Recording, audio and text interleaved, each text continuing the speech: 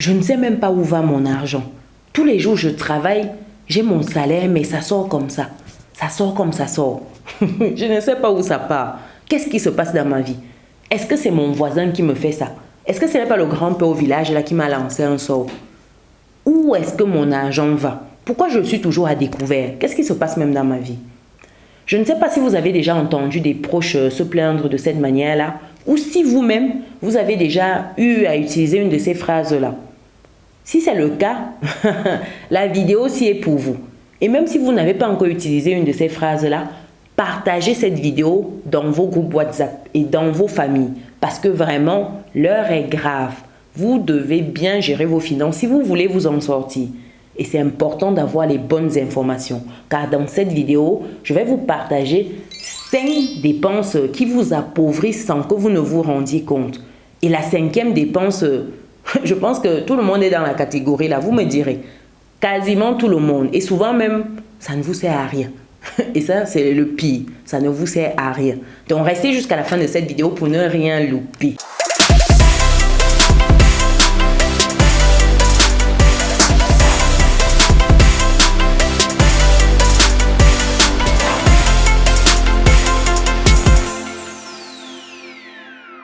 Avant de rentrer dans le vif du sujet, pour les personnes qui me découvrent dans cette vidéo, je suis Chimène Nana, je suis maman, je suis entrepreneur, investisseuse et récemment auteur du livre « Vivre et réussir en France que voici ».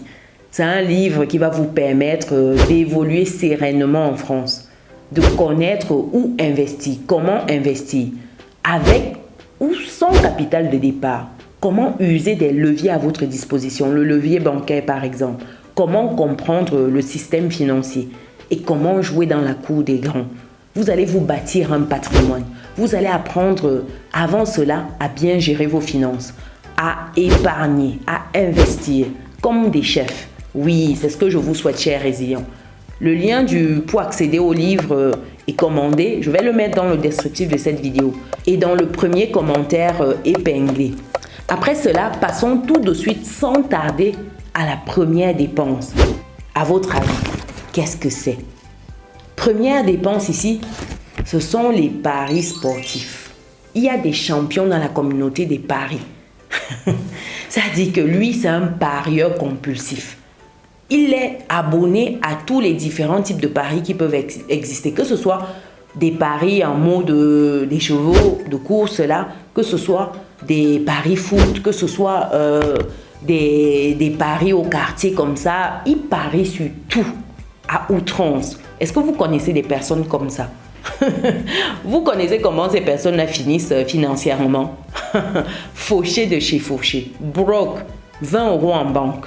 Et encore, c'est des personnes qui se retrouvent toujours à découvert parce qu'il faut parier.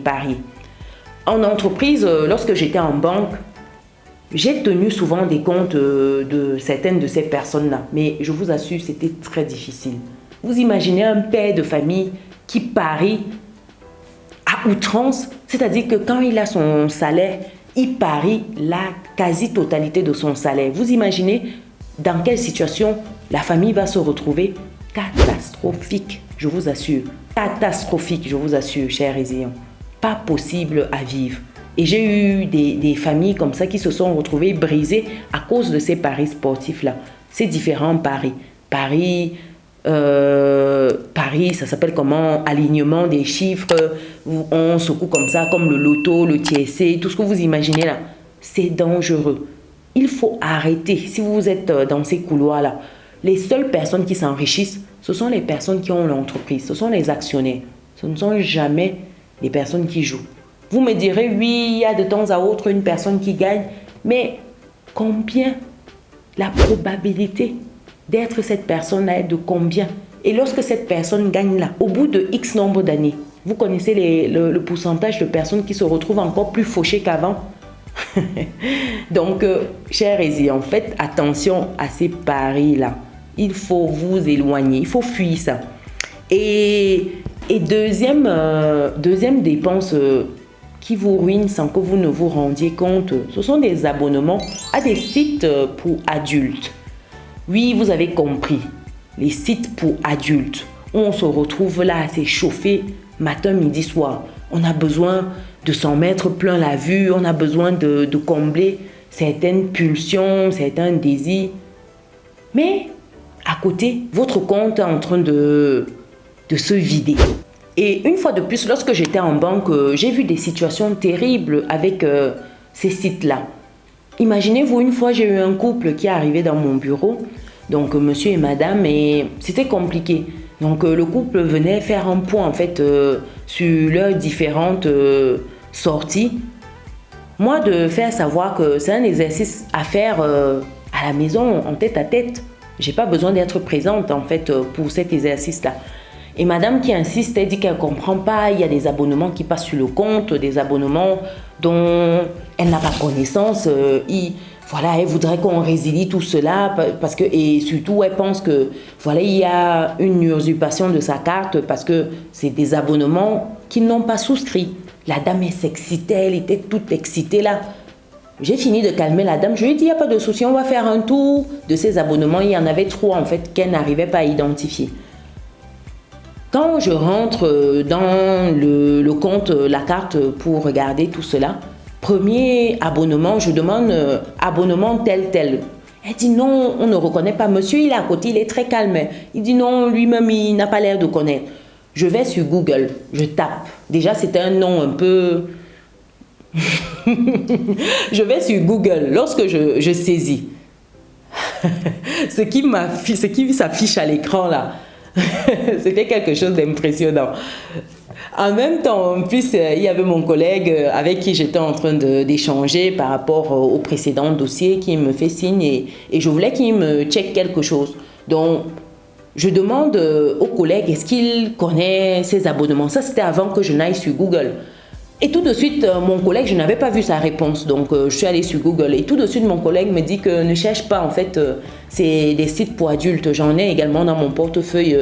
Cherche pas, c'est des sites pour adultes et souvent c'est pour te fatiguer, mais c'est eux-mêmes qui ont souscrit. Et là, je finis de regarder sur Google, je dis, ah, d'accord. Je regarde le deuxième, pareil, troisième, pareil. Et je dis à la dame, madame, voilà, ce sont des abonnements pour adultes, je sais pas, voilà. Et la dame, tout de suite en mode, elle s'excite de nouveau, elle s'excite. Monsieur, il était très calme à se demander, pourquoi autant de calme si c'est pas monsieur le coupable? Et donc il essaie de calmer sa femme et là je comprends que monsieur, ça doit être quelque chose de pas net. Donc, et en même temps, j'étais en train d'échanger avec mon collègue. Je disais, mais qu'est-ce que je fais? Enfin, je sais pas, il s'excite. Je lui dis, de toutes les manières, c'est un abonnement. Ça fait un moment que ça circule. Et l'autre, le dernier, le troisième, ça faisait même pas 3-4 mois que ça avait été souscrit. Donc, je dis à madame que je pense qu'il faut faire un point. Sinon, voilà, suspendre ces abonnements, résilier. Et pour ce faire... vous pouvez le faire directement. Enfin, j'explique la procédure à la dame et au monsieur. Et ils disent merci, ils s'en vont de mon bureau. Sauf que lorsque j'échange avec mes collègues, sachant que c'est un portefeuille que j'avais pris, j'étais en nouvelle, donc je découvrais mon portefeuille dans cette période-là. Mon collègue qui m'explique que ah ben c'est monsieur tel, ah ben lui, écoute, hein, c'est une affaire récurrente, c'est pas la première fois qu'avec madame il se retrouve là, c'est monsieur qui souscrit tout cela. Vous imaginez un peu, et le monsieur il était là, il était posé sans gêne. Vous imaginez, la dame, elle s'excitait, le monsieur il était sans gêne et pourtant, apparemment c'est lui qui souscrivait. Parce que oui, il faut quelqu'un qui souscrit bien, qui met les informations. La carte ne se retrouve pas comme ça par hasard dans un site, non. Enfin bref, c'est une deuxième dépense qui vous appauvrit au quotidien.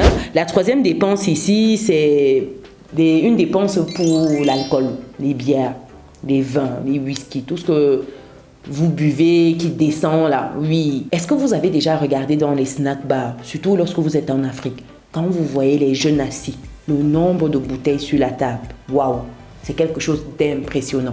Ça croit que les gars veulent vider le vouri. Tellement les jeunes sont au taquet. Jeunes, moins jeunes, tout le monde est dans le match en fait. Tout le monde est dans le game. Tout le monde a le même rythme. Ça dit que toutes catégories confondues, c'est une compétition. Avec cela, comment vous voulez que vos finances se portent bien? Comment vous voulez voir vos comptes se remplit pour un projet, ainsi de suite. Comment vous voulez que cela se concrétise aussi au quotidien? La finalité, ce sont les bières. Il faut faire très attention. Et au-delà de ça, ça mine votre santé. C'est comme cela que vous voyez des gens se choper des cirrhoses de foie et tout. Tellement ils ont bu. Mais c'est impressionnant. Ils boivent à outrance. Vous voyez un gars, il s'assoit, il boit 2 casiers. 2 casiers de 12, 24 bouteilles. Une autre personne vient là et délivre 2 bouteilles, une bouteille de whisky, une autre bouteille de vin, ainsi de suite. Vous voyez des mixages, mais il se lève, il marche. Enfin, pour les plus forts, quoi. C'est chaud. Il faut diminuer la cadence. Il faut dire que ces entreprises-là, on ne va pas jeter la pierre sur elles. Malheureusement, la nature a horreur du vide. Donc, d'une manière ou d'une autre, il y aura ces consommations-là. Il y aura ça. Donc, il faut réduire les quantités, voire supprimer. Le prix d'une bouteille de bière, on est à 800 francs CFA en moyenne. Imaginez-vous, si vous buvez sur une semaine, vous en buvez 5. On est à combien? On est à combien? Ça veut dire 4000 francs CFA. Si vous êtes en Afrique, au Cameroun par exemple. 4000 francs CFA. Ça, c'est uniquement 5 bouteilles. Et comme je sais que sur une semaine, les gars ne boivent pas 5 bouteilles, je suis encore en mode minimum. Maintenant, faites 4000 francs CFA fois 4. Ça fait 16 000 francs CFA. Ça veut dire qu'en un mois, vous avez déjà bu 16 000 francs CFA. Je suis encore dans les minimums ici parce que les gars ne boivent pas seuls. Et non seulement, ils ne boivent pas une bouteille, ils offrent encore. Donc, quand le gars s'assoit là, il boit au moins il a 20, 30, 40 000. Dans un contexte où on dit que le SMIC est à 40 000 et quelques, un gars boit 16 000, 20 000. Et puis il va dire que le pays est dur, on ne s'en sort pas. Le gouvernement ne travaille pas. Mais toi, tu travailles comment sur toi-même?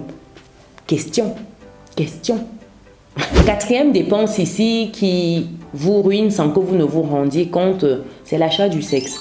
Qu'est-ce que ça signifie? C'est simplement vous rendre dans des rues assez chaudes, rue de la joie, et de voir les dames ou les messieurs, parce que tout le monde est dans la compétition, et de vous mettre bien avec ces personnes-là. Quand vous êtes dans cette pratique régulière, en fait, ça allège votre portefeuille et ça ne vous rend pas service sur la durée.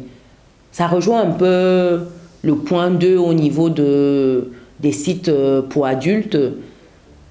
C'est un plaisir sur le moment. Oui, on se met bien, on est content, mais sur la durée, ça ne vous aide pas. Est-ce que ce n'est pas penser à trouver des solutions alternatives? Par exemple, trouver un partenaire, une partenaire, ça permettra de gérer ça, en fait. Ça permettra de calmer ça, de garder ça, voilà, dans le couple que vous aurez formé. Ça permettra au moins de limiter les sous que vous allez donner là-bas. Et si vous avez un partenaire où voilà, il y a cette connexion-là sur ce plan-là, sur le plan sexuel, ben, ça va vous permettre justement de gérer ce volet-là avec votre partenaire. Ça va vous éviter même le point 2, c'est-à-dire d'aller sur des sites pour adultes. Parce qu'avec votre partenaire, vous allez bien vous mettre, vous serez au taquet, vous allez gérer ce volet-là comme des pros. Et puis, ça va vous alléger sur ces 2 postes-là. Pourquoi pas? Ça peut être une solution. Qu'est-ce que vous en pensez? Dites-moi dans les commentaires. Qu'est-ce que vous en pensez? 5e et dernière dépense qui vous allège au quotidien les poches, c'est dépenses carburant. Il y a beaucoup de personnes qui se retrouvent avec des véhicules dont ils n'ont pas véritablement l'utilité. Est-ce que ça vous sert de garder ces véhicules-là? Quand je dis dépenses carburant, ici on peut extrapoler, mais je suis restée exprès dans le carburant uniquement. Quand vous avez des alternatives comme prendre le taxi quand vous êtes en Afrique ou alors aller sur des transports en commun type tram, train, métro, bus, quand vous êtes côté Occident, France par exemple, pourquoi ne pas choisir ces alternatives-là? Sachant qu'un abonnement métro, quand vous êtes en mode, en plus il n'y a plus de zone, si mes souvenirs sont bons, vous n'avez plus de zone. Si vous vous retrouvez avec un abonnement, vous payez par exemple 120 € le mois. Pour les étudiants, on est dans les 80 € le Navigo. 80 €. Est-ce que vous pensez que sur un mois, vous n'avez que 80 € d'essence? Bien sûr que non. Et ça, c'est sans compter l'entretien, l'assurance et compagnie. Or, si vous prenez les transports, ça va limiter en fait ce coût-là que vous avez.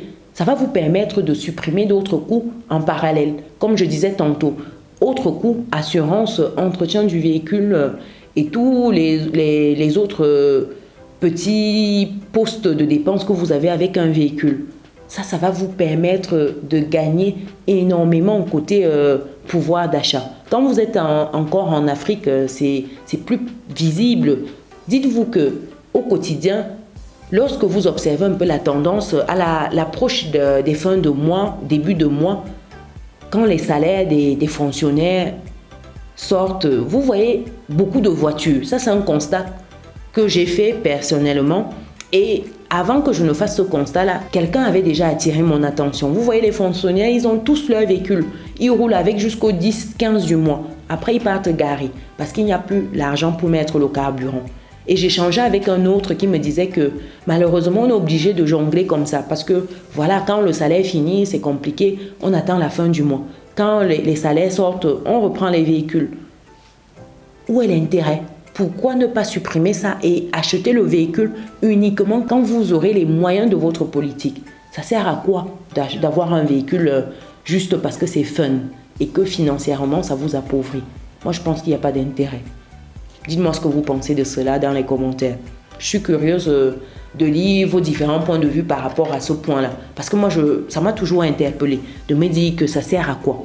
Ça sert à quoi d'avoir un véhicule si on ne peut pas entretenir? Si on est coincé parce qu'on n'arrive pas à mettre l'essence de 5000 francs, ça sert à quoi? Ah là là. Donc voilà pour cette vidéo. Dites-moi ce que vous pensez de ces 5 dépenses-là qui appauvrissent beaucoup de personnes au quotidien. Est-ce que vous êtes déjà dans notre belle communauté? C'est le moment de cliquer sur le bouton qui s'affiche, d'activer la cloche de notification et surtout partager massivement. Partagez. Nous devons nous défaire de ces chaînes qui nous empêchent d'émerger financièrement. Partagez.